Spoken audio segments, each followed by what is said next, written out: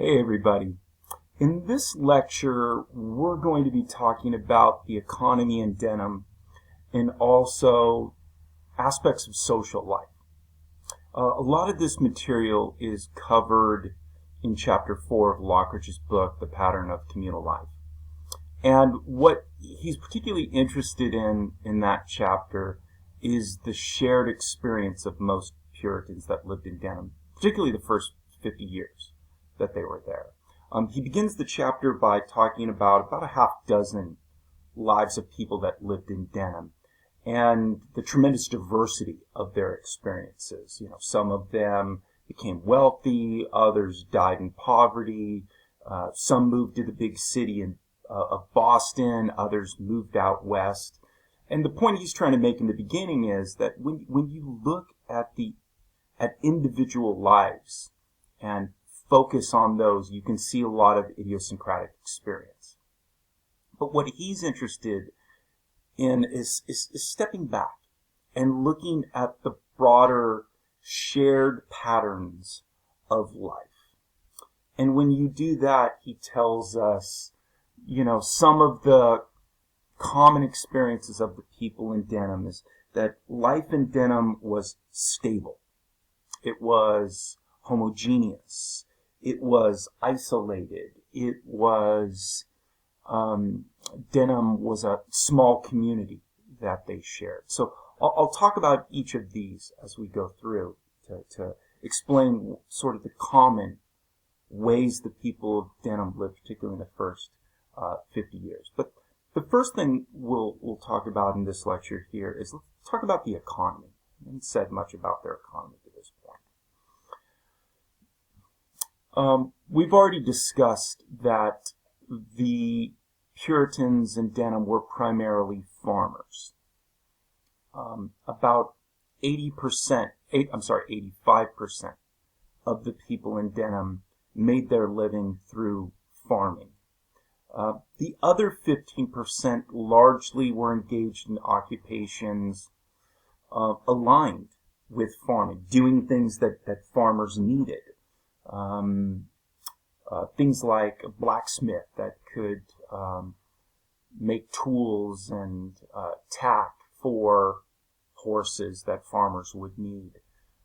Millers that would take grains grown by the farmers and grind them up into usable flour that they would have. So in the 1600s, if you're living in Denham, you were either farming or doing something that would help farmers, at least most of the 1600s. We'll talk later about how some of this starts to change. Not only were they farmers, but they were what we would describe as subsistent farmers. A subsistent farmer is someone who grows crops and raises animals for their own personal use. In other words, they're not selling these crops and animals to market. There were no markets large enough to absorb all of these crops in Massachusetts in the 1600s. There was Boston, but Boston only had a few thousand people. They didn't have a very large population that could absorb this much food. The kinds of crops that they were growing in Massachusetts, things like wheat, barley, rye, alfalfa, these were things that you really couldn't put on slow-moving boats to go across the Atlantic and be able to sell back in England. They wouldn't survive the trip across the Atlantic. And also, by the way, the kinds of things they were growing in Massachusetts tended to be quite similar to the kinds of things they were growing in England. So England just didn't need as much of these things. And so the farmers in Denham were largely subsistent farmers. They were growing things and raising animals to survive, to feed themselves. This is going to be quite different from some of the larger scale farming in the southern colonies that we'll talk a bit about that in comparison in another lecture. But there was a lot of cash farming that was going on in the southern colonies that just didn't happen in the northern colonies. Now, while some of the things they grew in Massachusetts were similar to life in England, and in fact, the structure of their villages in certain ways, and Lockridge talks about this, had a lot of similarities to English villages, farming villages, which shouldn't be a surprise, right? I mean, these people were English. They came from an English society, and so when they came to Massachusetts, they would replicate the things that were familiar to them. So, nothing surprising about that. But one of the dramatic differences between life in England and life in Puritan farming villages like Denham was the abundance, the amount of land that was available to typical farmers. England's a relatively small island with a massive population that has had people there for thousands of years. So as you can imagine, most of the available land was all purchased. It was already owned and very expensive to buy. What land there was in Massachusetts was much more available. There were Native Americans there. We're going to have another later lecture about Native Americans in Massachusetts. But besides that, there was a lot of what seemed to white men in Massachusetts available land for themselves. And so Lockridge tells you the typical farmer that by the time you had lived in Denham for 25 years and accumulated land, you had anywhere between, the minimum seemed to be about 50 acres of land, and the wealthier land people had about 500 acres. Okay, between 50 and 500 acres was not unheard of in England for a farmer, but it was very unusual. That 500 number was fairly unusual. What was different about Denham is the vast number of people that owned their own land.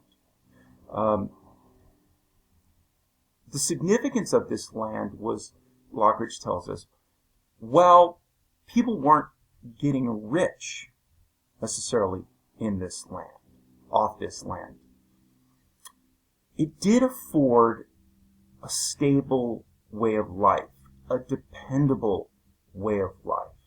With the amount of land that the people in Denham had, they were fairly secure that they were going to survive the next year, survive the hardships of winter, year after year after year. And not only that, but to be able to pass on their land to children, to maybe not guarantee, but be fairly confident of your child's success if they maintained the land, worked hard, and took care of themselves. So pay attention to what Lockridge tells you about the abundance. This is one of the dramatic differences that Lockridge talks about. Let's talk about stability. Lockridge talks about stability. Now, part of that stability came from this very abundance we were just describing here. But he means something else by stability. He talks about it. After the initial 30-so families arrived in Denham, there wasn't dramatic periods of people coming to Denham, nor dramatic periods of people leaving Denham and going other places. The really important number he gives us to help us try to understand that is he says in this period we're talking about in Denham, there was never a year in which more than 1% of the population immigrated and came to Denham. So you never had large, sudden influxes of people that could somehow destabilize the community, serve as a shock to the community. Nor did you have any year in which you had more than 1% of the population in Denham leaving, going to Boston, going back to England, looking for other land further west, going to a different colony. This afforded a kind of consistency to life in Denham, a stable way of life in Denham. Most of the people that were going to be born into Denham, not all of them, but the majority of them over this 100-year history in Denham are going to come from that original 30 families. There's going to be people that come to Denham, they are going to intermarry into either these 30 families or descendants of these 30 families. But there was a stability to life in Denham.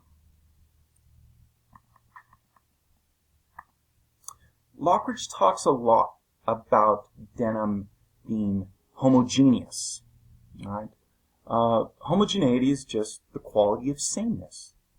The people that lived in Denham shared a lot of common characteristics. Right? We've talked about most of these already. First of all, they were Puritans. Most of them, not all of them, as we'll talk about. There was a small number of slaves coming from Africa. Again, we've got another lecture where we'll talk about that. It wasn't necessarily 100%, but pretty close when you consider the diversity of a lot of societies back then at that time and particularly today. The vast majority of Puritans in that community sharing the same religion was quite homogeneous. Almost all of these people came from England. Again, similar shared background there. They were largely subsistent farmers, as we just talked about. Patterns of life in Denham were based around agriculture. There was also not a tremendous amount of economic diversity, particularly early on in Denham. You didn't have many rich people leave England and come to Massachusetts, particularly in the beginning. If you were already wealthy, there wasn't much economic incentive for you to want to come to Massachusetts. If you were wealthy in England, your wealth better enabled you to survive whatever persecution more middling and poor Puritans were suffering through. If you were wealthy in England, you probably had economic interest there that helped build your wealth that you might not want to leave. And you certainly did not have any royalty, any aristocracy leave England and want to come.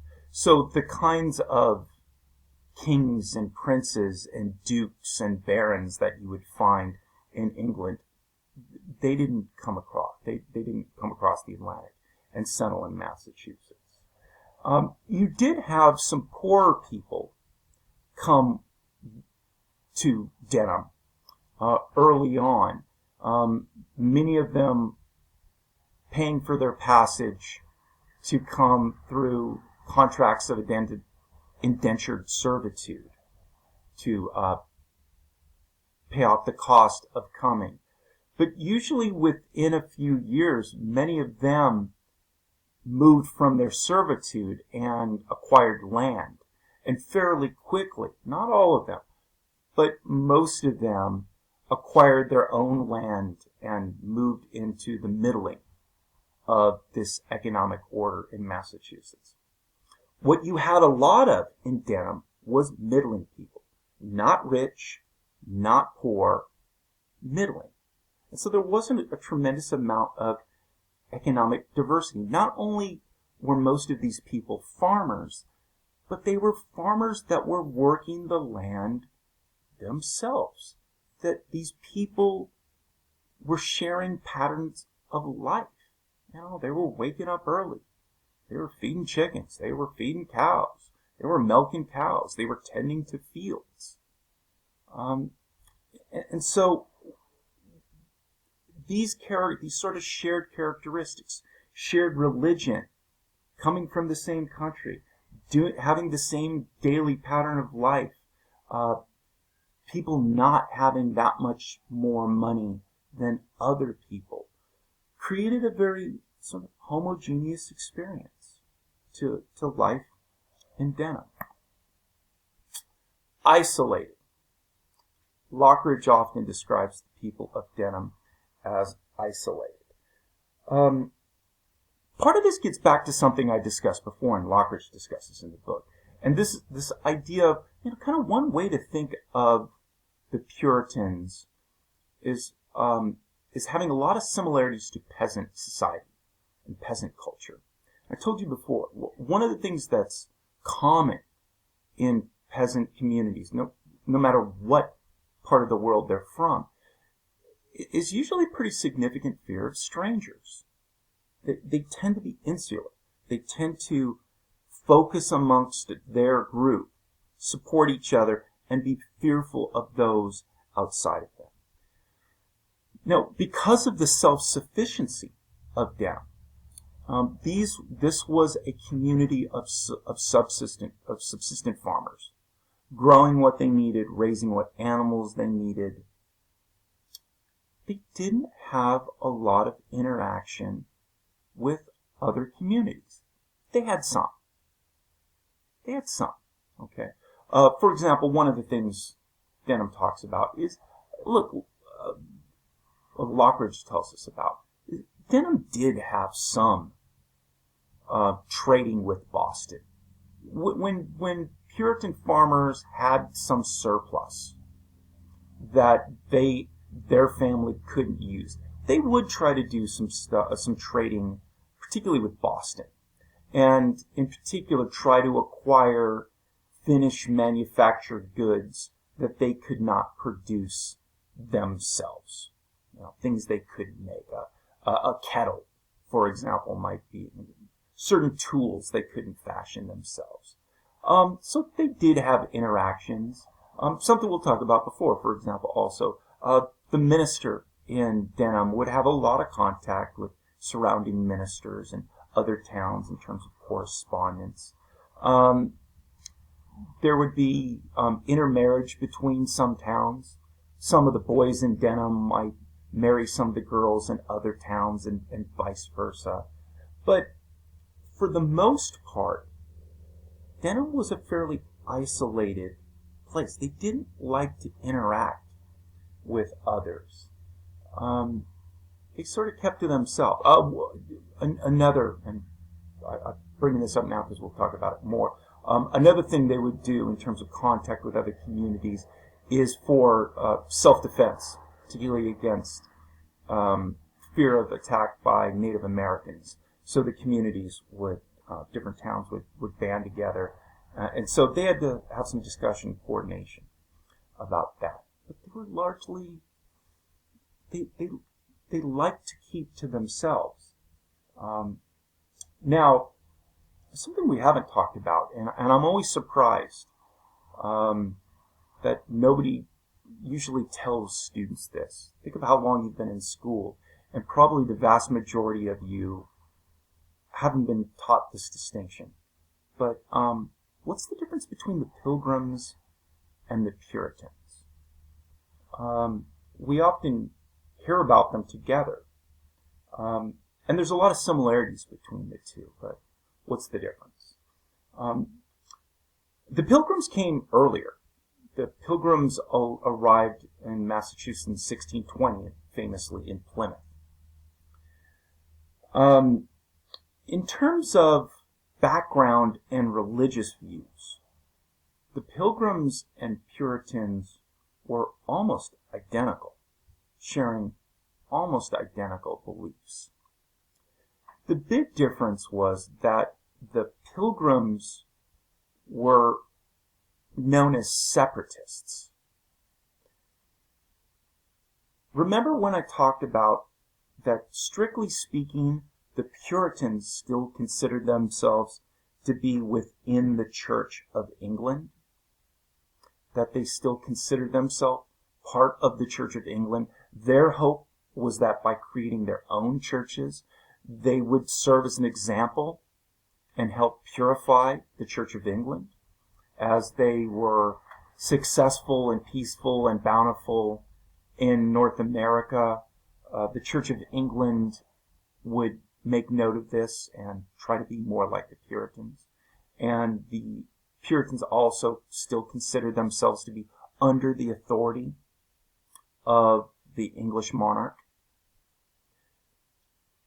The Pilgrims were separatists. They considered themselves separate from the Church of England. They were not part of the Church of England. They considered themselves not under the authority of the English monarch. That's why they were separatists. They thought there was no hope for England. They thought there was no hope for the Church of England. It was too far gone. There was the king or the queen, depending on what time we're talking about, was irredeemable, and so therefore they were separatists. So sort of religiously, the Pilgrims believed the same kinds of things we talked about in terms of man's evil nature, predestination, centrality of the Bible. But what the big difference was level of optimism. The Puritans were more optimistic about the possible transformation of England. The Pilgrims thought they were gone. I mentioned the Pilgrims not only to tell you the difference between the two, but the Pilgrims were even more isolated than typical Puritan towns. They really didn't want much to do with anybody else. They would have some contact. They would band together in warfare with allied Puritans when needed, but they were real isolated. Okay, let's talk about small. Lockridge often talks about Denham as being small. It's true. It was a small town, and that's the way they wanted it to be. A lot of communities, particularly communities that start to grow, often have ambitions to get bigger and more powerful and more prominent and more respected.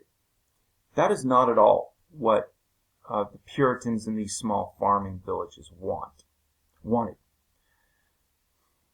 They wanted their communities to grow to a certain degree because you needed enough people there to help each other, to be strong enough to defend themselves, to form a stable community.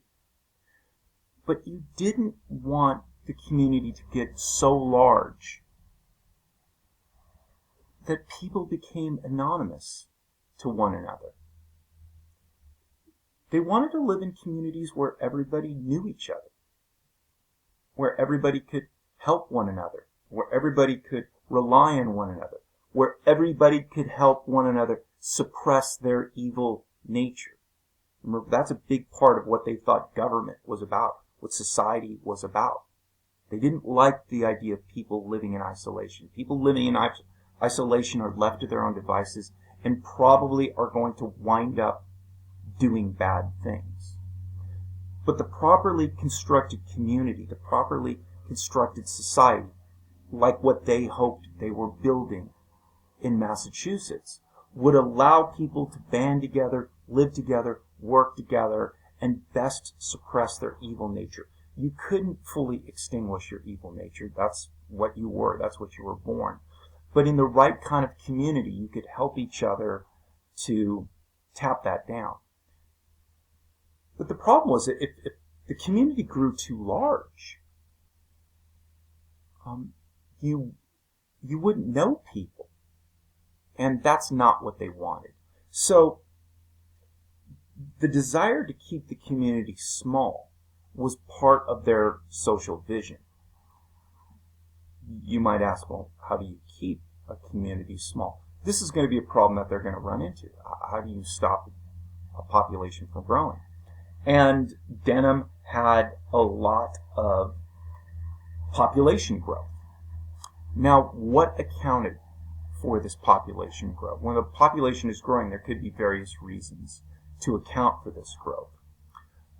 One we might suspect was, well, maybe there was a lot of immigration. Maybe there was a lot of people moving into this town, and that's why the population was growing. Well, we already talked about this earlier in this lecture and said, well, no, that's not really it. After the initial establishment of the town in that roughly early 30 families started it, particularly in the beginning, you had people coming, but at a certain point, you didn't have more than 1% sort of coming or going in there. So it wasn't that. It's not a matter of some large influx of immigrants coming into the town.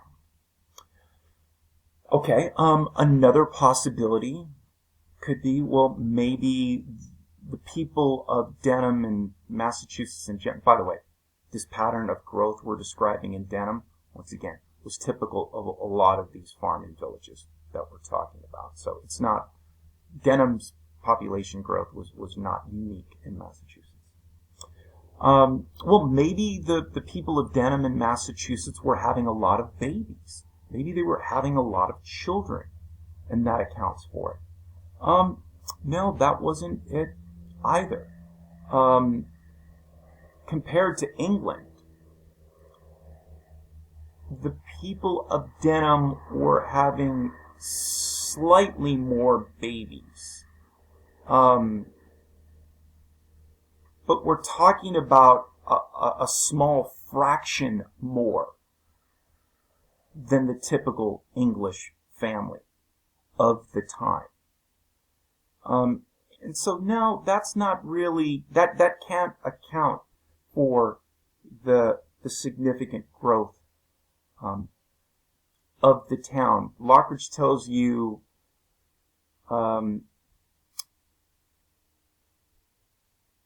that the real reason for this growth was a lower death rate. It was the lower death rate that was accounting for this population growth. Well, how does that work? How does lower death rate get you more people? Well, if you've ever read or heard in a class or somewhere about really low average age of death, something like, oh, in New Orleans in the 1830s, the average age of death was 36 years old, and your eyes get wide. It's like, damn, people died young there. There's more to that statistic than what you would imagine. Here's the thing about humans. Humans from birth to about the age of 5 are very vulnerable, very weak, very susceptible to death. But once you get past the age of 5, humans are really hardy. And the big difference between England, which at this time's population was stagnating, and the tremendous growth in population in Massachusetts, was that babies and toddlers were surviving in much higher percentages in Massachusetts than they were in England. This meant that these babies and toddlers would grow up and go on and often get married and have children themselves. So a typical family in England, a mother might have 5 children, and 1 or 2 of those children would die. So only, 3 or 4 of those children would go on to procreate and have children themselves. In Massachusetts, that mother that has around 5 children would likely have 5 children, grow up, get married, have children. Okay? That's why the population was growing. Now, that begs the question then, well, why were these children surviving in Massachusetts more readily than they were back in England? Again, it has something to do with what we already talked about, abundance. Right? These families were more comfortable. Not necessarily all of them rich. Most of them weren't. Most of them were simple, subsistent farmers. But because of the abundance of land, it was easier for these people to survive harsh times. They were fed better. Mothers had better nutrition. Babies, toddlers had better nutrition. This allowed them to survive those difficult first 5 years. Massachusetts, because it had relatively sparse, spread out population, also avoided a lot of the disease and plague that was common in European societies with these very large cities. 1600s, London would have had 1600s, probably around 400,000 people, depending what part of the century we're talking about, with people living very close to one another, on top of each other, poor sanitations. These places, like large cities like London, were incubators of disease that would often spread to the countryside, and also vice versa. Diseases that would start in the countryside would eventually find their way into large cities that would then in turn amplify them and sometimes send them back out towards rural populations. And Massachusetts didn't have these large cities. They had well-fed populations often that made them better able to resist disease. And so the death rate was high. So when we return back to that idea of crazy low, death rates, like, oh, people in this place at this time were dying at the age of 36 years old. Well, if you have a baby die at 1 year old and you have an old man die at the age of 72, and then you average out the age of death between those two, you get 36 years old. And so that's what often accounts for the seemingly young people dying in there. It's because often so many babies were dying and throwing off that statistic in terms of average ages of death. Okay, last thing, let's talk real quick about some of the possessions that these typical Puritan families would have. So very different from our way of life. Okay? One of the things we'll talk a lot about, particularly when we get to our final unit and start talking about 20th century America, 21st century America, is the idea of a consumer society, where mass production allows for the making of lots of products. And the way in which 20th century and 21st century Americans look for significant degrees of happiness through buying things. Buying cars, buying clothing, buying electronic goods. This looking forward to buying to make you happy from the stuff you're going to get. This consumerism was unknown in Puritan New England. Most of the things they had were things that were quite simple. Now, does that mean that the Puritans didn't want to be rich? No, of course. The vast majority of, if you offered them wealth, they would have accepted that wealth, and they would have spent some of that money on things that they would have imagined would have made them happy. The difference was they didn't have much access to goods. Very little in the way of goods. Right? So the typical Puritan family would have a home with between 2 and 8 rooms. Not bedrooms, just rooms in general. Smaller homes would have 2 rooms. The larger, more wealthy homes would have 8 rooms. But the vast majority would be closer to 2 rooms than 8 rooms, by the way. These living spaces would have been quite open. A lot of shared activity within these homes. When we get to our third unit on the Victorians, we'll spend some time talking about the growing idea of privacy and the expectation of privacy.